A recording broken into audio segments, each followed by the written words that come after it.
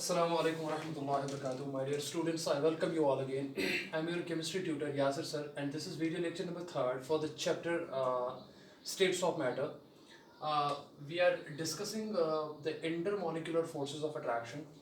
और पिछले video lecture में हमने इंटरमोलिकुलर फोर्सेस ऑफ अट्रैक्शन के जो टाइप्स है वो दो हमने कंप्लीट किए थे। एक था उसमें आयन डाइपोल इंटरेक्शन क्या होता है, और दूसरा होता है आयन इंड्यूस्ड डाइपोल इंटरेक्शन क्या होता है। तो आज का जो हमारा लेक्चर है वो इंटरमोलिकुलर फोर्स ऑफ अट्रैक्शन के बारे में ही होगा, और आज का जो टाइप है वो तीसरा टाइप है। यहाँ पे मैं लिखता हूँ वो हमारा तीसरा टाइप है, और उसको हम कहेंगे dipole dipole interaction. Dipole dipole interaction.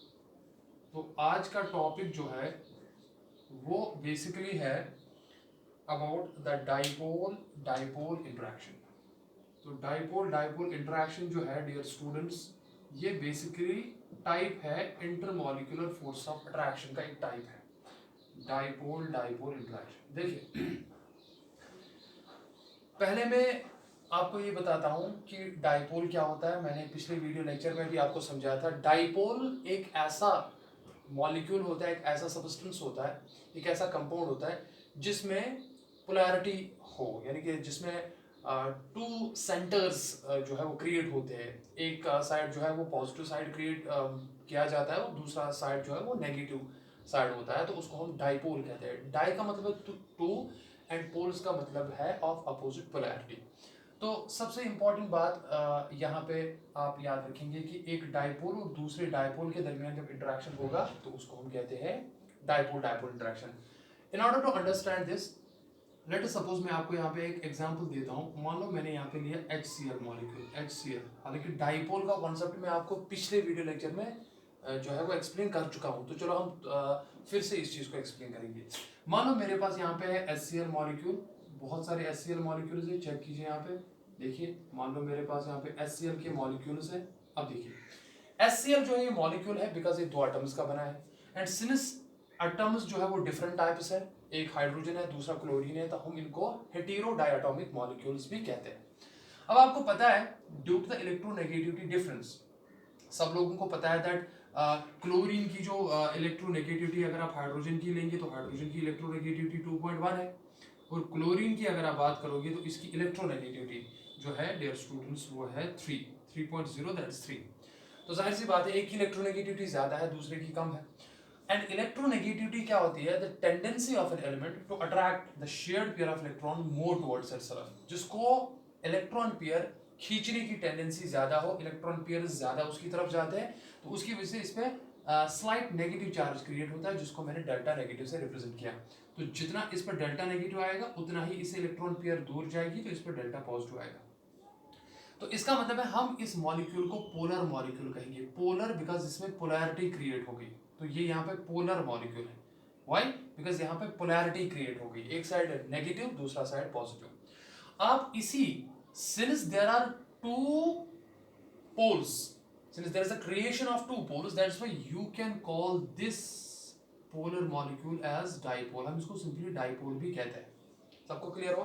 तो अगर आप देखेंगे दैट यहाँ पे इलेक्ट्रोनेगेटिविटी हम दिखाते हैं ऐसे, बॉन्डेड पेयर मोर जाएगी क्लोरीन की तरफ। Similar is the case here, यहाँ पे भी डेल्टा पॉजिटिव होगा, ये डेल्टा नेगेटिव होगा। चेक कीजिए, देखिए बहुत सिंपल है। यहाँ पे आ जाइए, ये होगा डेल्टा पॉजिटिव एंड ये होगा डेल्टा नेगेटिव, बहुत सिंपल है। अब एक ध्यान दीजिए यहाँ पे, इसका मतलब है ये भी डाइपोल है, ये भी डाइपोल है, ये भी डाइपोल है। अब इन डाइपोल्स में जो ये बॉन्ड होता है इसको हम कहते हैं intramolecular interaction. This is intra, intra यानी कि मॉलिक्यूल के अंदर जो अट्रैक्शन है, that is a covalent bond. तो यहाँ पे बेसिकली जो कोवेलेंट बॉन्ड है, मैं यहाँ पे आपको बताता हूँ, यहाँ पे जो कोवेलेंट बॉन्ड होता है बिटवीन हाइड्रोजन एंड क्लोरीन, ये कोवेलेंट बॉन्ड बेसिकली इंट्रामोलिकुलर है। इंट्रा और इंटर में काफी फर्क है। This is intra molecular force of attraction, that is FOA, इसको हम ऐसे लेते हैं। तो इसके केस में इंट्रामोलिकुलर फोर्स ऑफ अट्रैक्शन जो है वो कोवेलेंट बॉन्ड है, ठीक है ना। अब देखिए डाइपोल तो आपको समझ आ गया, तो यहाँ पे कितने डायपोल है, मैंने 3 बनाए। तो आप देखोगे इस नेगेटिव चार्ज की वजह से और इस पॉजिटिव चार्ज की वजह से इलेक्ट्रोस्टैटिक सॉर्ट ऑफ अट्रैक्शंस आती है। तो वो हम दिखाते हैं ऐसे, देखिए यहाँ पे वो हम ऐसे दिखाएंगे, यानी कि देयर आर इलेक्ट्रोस्टैटिक अट्रैक्शंस, यानी कि इस डायपोल का नेगेटिव एंड इस डायपोल के पॉजिटिव एंड से अट्रैक्ट हो जाएगा, इसको अट्रैक्ट करने की कोशिश करेगा बिकॉज अपोजिट चार्जेस अट्रैक्ट, और इस डायपोल का नेगेटिव एंड इस डायपोल के पॉजिटिव एंड को अट्रैक्ट करने की कोशिश करेगा।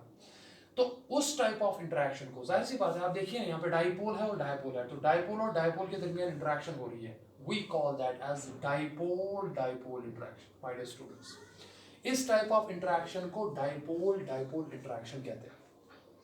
और ये इंटरेक्शन डायपोल और डायपोल के दरमियान जो इंटरेक्शन होती है, अब देखिए अब ये इंटरेक्शन कितनी ज्यादा होगी, पहले उससे पहले मैं एक बात बताना चाहूंगा आपको। इन फोर्सेस को, यानी कि these are electrostatic force of attraction, dipole dipole interaction की जो फोर्सेस है, ये बेसिकली फोर्स ऑफ अट्रैक्शन है, इन फोर्सेस को सबसे पहले स्टडी किया था एक साइंटिस्ट ने, उसका नाम था कीसम। 1912 की बात कर रहा हूं मैं। तो Keisam was a scientist who understood, who observed the interaction, who observed the nature of these forces, existence of these forces. That's why dipole interaction जो forces है, we can also call them as Keesum forces, हम इनको Keesum forces कहते हैं। We can call them as Keesum forces because scientist का नाम जो था जिसने dipole interaction को observe किया, उस साइंटिस्ट का नाम था Keisam. That's why in forces को कीसम फोर्सेस भी कहते हैं। सबको क्लियर हो गया? अब देखिए यहाँ पे मसला है सर, इन डायपोल डायपोल इंटरेक्शन जो है इसकी स्ट्रेंथ जो है वो क्या होगी, तो मैं आपको ये बताना चाहूँ। चलो ये चीजें तो आपको समझ आ गई होगी। देखिए चलिए, ये तो पता है आपको ये डायपोल है, ठीक है। अगर मैं स्ट्रेंथ की बात करूं, देखिए यहाँ पे स्ट्रेंथ जो है किसकी, डायपोल, मैं ऐसे लिखूंगा DP that is dipole dipole interaction.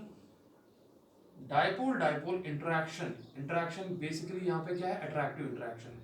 तो इंटरेक्शन बेसिकली अट्रैक्शन है बिकॉज एक दूसरे को अट्रैक्ट कर रहे हैं। डायपोल इंटरेक्शन में डायपोल इंटरेक्शन की स्ट्रेंथ क्या होगी, अब आप खुद बताइए। स्ट्रेंथ डिपेंड करेगा कि ये डेल्टा नेगेटिव कितना है और डेल्टा पॉजिटिव कितना है। जितना इन अपोजिट डायपोल्स पे, जितना इन डायपोल्स पे ये partial positive and partial negative का जो मैग्नीट्यूड है, जितना ही ज्यादा होगा उतना ही एक दूसरे को अट्रैक्ट करेंगे। तो strength of dipole interaction depends upon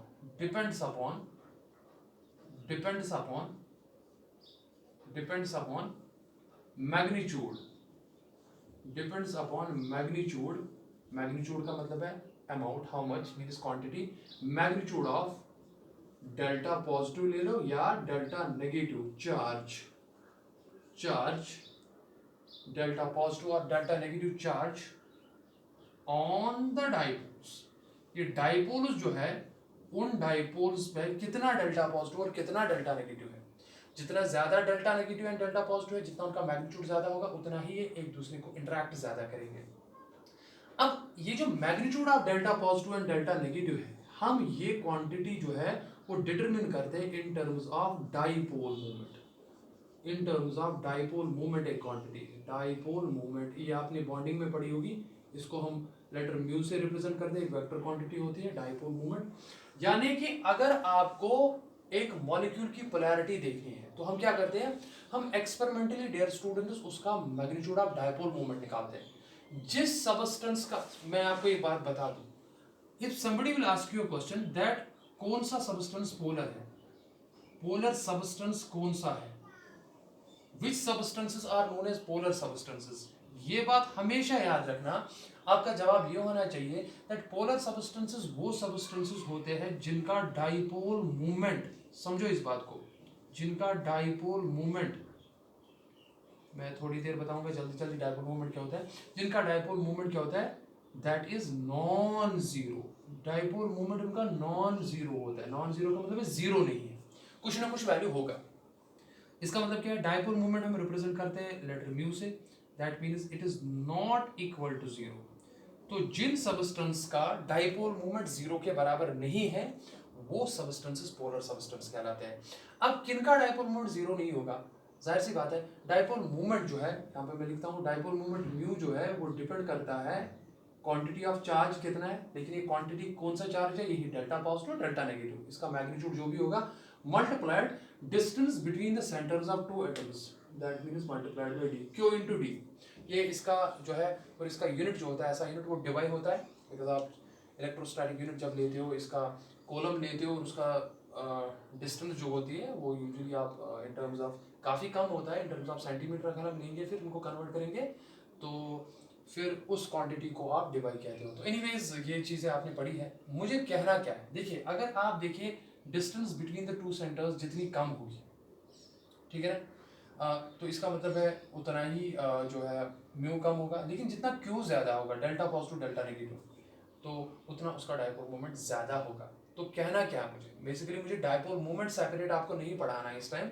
मैं ये कह रहा हूँ आपको, पोलर सबस्टेंसेस वो सबस्टेंसेस होते हैं जिनका डायपोल मोमेंट का वैल्यू नॉन जीरो हो, यानी कि पोलर सबस्टेंस के लिए डायपोल मोमेंट कुछ ना कुछ होता है। अब जिस बॉन्ड में पोलैरिटी ज़्यादा हो उसमें डेल्टा पॉजिटिव और डेल्टा नेगेटिव भी ज़्यादा होगा, यानी कि क्वांटिटी क्यू जो है वो ज़्यादा होगा, तो उसके हिसाब से उनका डायपोल मोमेंट भी ज़्यादा होगा, ठीक है ना।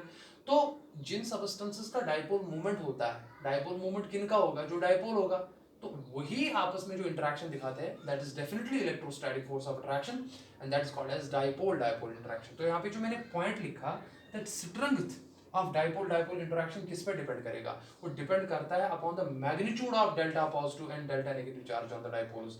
जितना इन पर delta positive and delta negative ज्यादा होगा, ठीक है ना, उतना ही एक दूसरे के क्लोज आएंगे। अब देखिए मैं आपको अब एक एग्जांपल दूंगा जिससे आपको ये पॉइंट क्लियर हो जाएगा। चलो मैं ये इरेज करता हूँ, ठीक है, मैं आपको क्या बोल रहा हूँ अभी, चलिए मैं इरेज करता हूँ, चलिए ये भी मैं इरेज करता हूँ। सी मैं एक और एग्जांपल लूंगा, मान लो मैंने HBr की एग्जांपल ली, HBr हाइड्रोजन ब्रोमाइड, मैं ये डायपोल लूंगा, एक और HBr लूंगा, देखिए एक और HBr लूंगा, बात को ध्यान से समझना। अगेन ब्रोमीन की इलेक्ट्रोनेगेटिविटी हाइड्रोजन से ज्यादा है, bonded pair more towards bromine होगी, तो इसका डेल्टा नेगेटिव होगा, ये डेल्टा पॉजिटिव होगा, इसका डेल्टा पॉजिटिव होगा, ये डेल्टा नेगेटिव होगा। ये चीज अब आपको पता है, इसका डेल्टा पॉजिटिव होगा, इसका डेल्टा नेगेटिव होगा। देखिए यहाँ पे भी डेल्टा नेगेटिव चार्ज है, यहाँ पे भी डेल्टा नेगेटिव चार्ज है, यहाँ पे भी डेल्टा पॉजिटिव चार्ज है, यहाँ पे भी डेल्टा पॉजिटिव चार्ज है। लेकिन सिंस द इलेक्ट्रोनेगेटिविटी की सिंबल जो है ना वो ऐसे लिखते हैं हम, ऐसे एक्स थोड़ा ऐसे टेल लगा के, इसको काई कहते हैं। This symbol is called as chi, इस सिंबल को काई कहते हैं।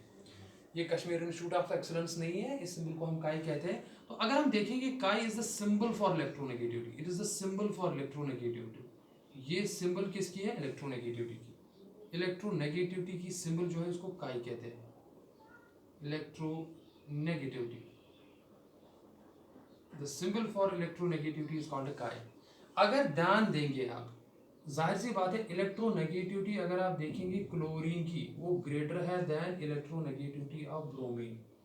कहने का मतलब क्या है, यानी कि bonded pair of electrons chlorine ज्यादा जो है अपनी तरफ खींचेगा as compare to bromine. Bromine भी खींचेगा लेकिन क्लोरीन ज्यादा खींचेगा। इसका मतलब है जो डेल्टा नेगेटिव चार्ज क्लोरीन पे है वो डेल्टा नेगेटिव ब्रोमीन के डेल्टा नेगेटिव से ज्यादा है। बात को समझिए, इसका मतलब क्या हुआ, इसका मतलब हुआ, मैं यहां पे लिखता हूं delta negative charge on chlorine is greater than delta negative charge on bromine। अब कहेंगे आप सर उससे क्या होगा, यहां पे भी इंटरेक्शन होगी, that is dipole dipole interaction, बिल्कुल, लेकिन स्ट्रेंथ यहां पे जो होगी सिंस पोलैरिटी ज्यादा है, बिकॉज ग्रेटर इलेक्ट्रोनेगेटिविटी डिफरेंस यहां होगा, यहां पे भी इलेक्ट्रोनेगेटिविटी डिफरेंस होगा लेकिन इससे कम होगा। तो इसका मतलब है यहाँ पे जो delta negative delta positive in dipoles में आता है वो ज्यादा है एज कंपेयर टू दिस। इसका मतलब है since the dipole dipole interaction depends upon the polarities of the dipole, that means strength जो है यहाँ पे वो ज्यादा होगी। अब देखो क्या मतलब है, अगर आपको अब ये इंटरेक्शन ब्रेक करनी हो, मान लो आपको ये ब्रेक करनी हो, ठीक है ना, अब ब्रेक करने के लिए एनर्जी देनी पड़ेगी। जब आप एनर्जी दोगे ना तो वहां पे एनर्जी काफी ज्यादा लगेगी जहां पे इंटरेक्शन ज्यादा होगा, ठीक है ना। तो इसीलिए अगर आप देखोगे बॉइलिंग पॉइंट, अगर हम बॉइलिंग पॉइंट की बात करेंगे, अगर हम बॉइलिंग पॉइंट की बात करेंगे तो बॉइलिंग पॉइंट जो है वो HCl का, बॉइलिंग पॉइंट HCl का ग्रेटर है than boiling point of HBr। सबको क्लियर हो रहा है ना? बिकॉज HBr के मॉलिक्यूल्स को सेपरेट करने के लिए आपको कम ही एनर्जी देनी पड़ेगी। एक और इंपॉर्टेंट चीज समझिए, जब आप इस चीज को बॉइल करते हैं, मान लो आपने HCl को बॉइल किया या मान लो आपने HBr को बॉइल किया, तो बॉइलिंग के दौरान, बात समझिए, बॉइलिंग के दौरान आपको पता है हम क्या करते हैं, हम बेसिकली ब्रेक करते हैं, we break intermolecular during boiling or during melting, we break intermolecular forces of attraction and not intramolecular। इस बात को समझिए, फिर से इस चीज को क्लियर करूंगा, and not intramolecular force of attraction. यानी कि अगर आपको इसको बॉईल करना है तो बॉइलिंग के दौरान ये इंटरेक्शंस खत्म हो जाती है, ये ब्रेक हो जाती है, ये वाली ब्रेक हो जाती है। ये बॉन्ड ब्रेक नहीं होता, ये बॉन्ड कोवेलेंट बॉन्ड है। यानी कि जब आप HCl को हीट करते हो, बॉईल करते हो, तो ये मॉलिक्यूल सेपरेट होते हैं in the form of HCl। यानी कि गैस उस टाइम लिक्विड जो है, उस टाइम HCl लिक्विड जो है, लिक्विड ये होता है, उसमें एसोसिएशन होती है। ये जब बॉईल करते हो आप, मान लो आपने बॉईल किया, तो ये उस टाइम कन्वर्ट होता है HCl गैस में, वहां पे इंडिविजुअल मॉलिक्यूल जो है सेपरेट होते हैं। तो बॉइलिंग के दरमियान इंट्रामोलिकुलर बॉन्ड्स जो होते हैं, यानी कि कोवेलेंट बॉन्ड्स, उन पे फर्क नहीं पड़ता, खाली इंटरमोलिकुलर फोर्सेस जो होते हैं वो ये जो है वो खत्म हो जाते हैं, वो ब्रेक होते हैं। And since the intermolecular force of attraction, therefore the dipole interaction in HCl is greater as compared to HBr, therefore boiling point यहाँ पे ज्यादा होगा than this, यानी कि यहाँ पे आपको ज्यादा एनर्जी देनी पड़ेगी, यहाँ पे आपको कम एनर्जी देनी पड़ेगी। तो एक और इम्पॉर्टेंट चीज जो मैं आपको यहाँ पे कहना चाहता हूँ, जैसे मैंने अभी कहा दैट इन फोर्सेस का जो जिक्र है, जो ऑब्जर्व किए थे, वो एक साइंटिस्ट ने किए थे, उसका नाम था कीसम।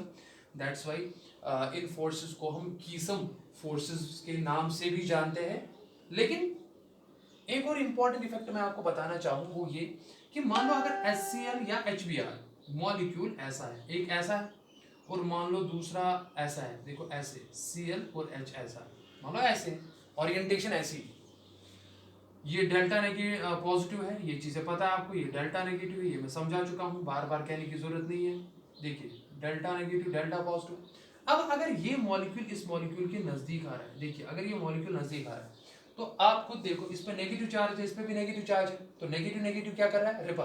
तो उसकी वजह से आप क्या देखोगे, उसकी वजह से आप देखोगे कि ये मॉलिक्यूल जो है ये रोटेट करेगा। जब ये रोटेट करेगा तो देखो कंडीशन कैसे आएगी, ये मान लो ये HCl है, और या यही रोटेट करेगा, ये जरूरी नहीं है ये रोटेट करेगा, ये भी रोटेट कर सकता है due to thermal motions, because जो अवेलेबल एनर्जी होती है सिस्टम में, उसकी वजह से मॉलिक्यूल जो है वो कंटिन्यूस रैंडम मोशन में होती है, ये चीजें पता है आपको। तो देखो आप मान लो, अब मैंने इस वाली को जो है वो रोटेट करवाया, जब आप रोटेट करवाते हो, चेक कीजिए, तो अब H यहाँ की तरफ आ गया और Cl जो है वो दूर गया, और चाहेगा अभी, बिकॉज यहाँ पे नेगेटिव है, नेगेटिव पॉजिटिव को मांगेगा, तो उसकी वजह से जब प्रॉपर ओरिएंटेशन आएगी, तो उसकी वजह से फिर डायपोल और डायपोल के दरमियान maximum intermolecular force of attraction होगा। तो strength of dipole dipole interaction एक तो डिपेंड करता है upon the polarities of dipole, magnitude कितना है, दूसरा जिसको मैंने डायपोल मोमेंट के तौर पे आपको समझाया, लेकिन it also depends upon the orientation of the dipole. अगर डायपोल्स प्रॉपर्ली ओरिएंट नहीं है तो वहां पे डायपोल डायपोल इंटरेक्शन काफी वीक होगा। लेकिन अगर वो, देखो ये क्या है, ये इम्प्रॉपर ओरिएंटेशन, ये इम्प्रॉपर ओरिएंटेशन है, बिकॉज यहाँ पे डायपोल्स के दरमियान आप देखोगे ज्यादा फोर्स नहीं होगा। लेकिन अगर आप यहाँ पे देखोगे, यहाँ पे डायपोल्स प्रॉपरली ओरिएंटेड है, तो यहाँ पे प्रॉपर ओरिएंटेशन है, तो प्रॉपर ओरिएंटेशन की वजह से डेल्टा पॉजिटिव डेल्टा नेगेटिव के नजदीक है, तो आप देखोगे, and that's why this effect is sometimes also called as orientation effect. तो डायपोल डायपोल इंटरेक्शन में ओरिएंटेशन इफेक्ट भी ऑब्जर्व किया जाता है। So the forces due to the dipole-dipole interaction, since they are observed by the scientists, namely Keeson, these forces are also called as Keeson forces, and this effect is also called as an orientation effect, my dear students. तो ये था concept, ये था type, that is dipole-dipole interaction क्या होता है। तो इसके बाद जो है दूसरा यानी कि टाइप जो है, यानी कि एक और टाइप जो है, यानी कि फोर्थ टाइप हमारा that is dipole induced dipole. Dipole induced dipole. देखिए अब ये चीजें आपको समझ आ जानी चाहिए। एक तो डाइपोल लेना आपको और दूसरा इंडक्शन की वजह से डाइपोल बनेगा। जैसे मैंने आपको प्रीवियस वीडियो लेक्चर में समझाया, एक तो आयन लाना था आपको, दूसरा आयन की वजह से इंड्यूस्ड डाइपोल क्रिएट होता था, उसको कहते थे आयन इंड्यूस्ड डाइपोल। लेकिन ये वाला जो है यानी कि टाइप नंबर 4, ये टाइप नंबर 4 जो है, ये जो हम पढ़ने जा रहे हैं यहाँ पे, we call this as dipole, we call this as dipole induced dipole, dipole induced dipole. देखिए माय डियर स्टूडेंट्स, प्यारे बच्चों, आपको करना क्या है, एक तो डाइपोल होना चाहिए, डाइपोल तो परमानेंट होना चाहिए, उसमें तो शक नहीं है, और इस डाइपोल की वजह से एक और डाइपोल क्रिएट होगा, उसको हम कहते हैं इंड्यूस्ड डाइपोल। यानी कि पहले नहीं है डाइपोल, वो नॉन पोलर, लेकिन इंडक्शन की वजह से उसमें पॉजिटिव एंड नेगेटिव सेंटर जो है वो क्रिएट होते हैं, और उनके दरमियान जब इंटरेक्शन होता है हम उसको कहते हैं dipole induced dipole interaction. Check it out. चलो मैं एग्जाम्पल के तौर पे आपको बताता हूं, एग्जाम्पल ही लेंगे और इस चीज को समझते हैं। मान लो मेरे पास है कोई डाइपोल लेते हैं, डाइपोल। देखिए मान लो मेरे पास है, चलो मैं डायरेक्ट एग्जाम्पल ही लेता हूं, मान लो मेरे पास है HCl मॉलिक्यूल, HCl, और आपको पता है इलेक्ट्रोनेगेटिविटी डिफरेंस की वजह से फिर से वही कॉन्सेप्ट आ गया, क्लोरीन की इलेक्ट्रोनेगेटिविटी ज्यादा है, इसलिए bonded pair of electrons more towards chlorine होंगे, जिसकी वजह से उस पर डेल्टा नेगेटिव चार्ज होगा, बिकॉज बॉन्डेड पेयर उसको अपनी तरफ खींचेगा, और हाइड्रोजन पे उतना ही पॉजिटिव चलेगा। तो ये क्या है आपका जिगर, ये हाइड्रोजन क्लोराइड है, उसको आप डाइपोल कहते हो। अब दूसरा जो है आपका वो डाइपोल नहीं है, वो नॉन पोलर मॉलिक्यूल।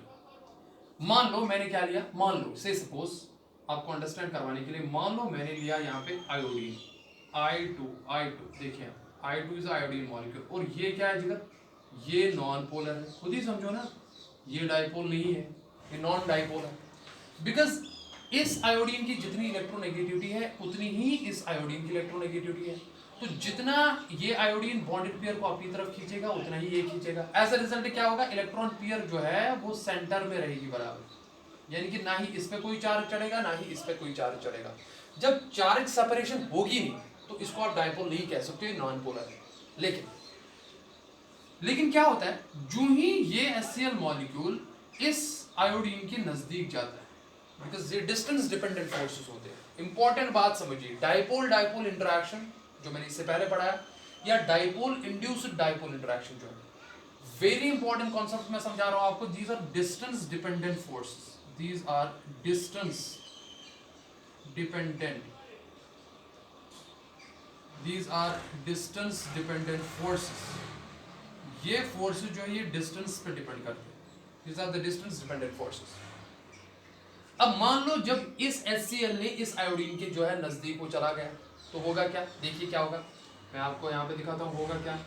HCl तो था ही, उसमें तो कोई शक नहीं है, देखो HCl तो था ही, उसमें तो कोई शक नहीं है। चलो मैं थोड़ा ऐसे भी बना सकता हूँ।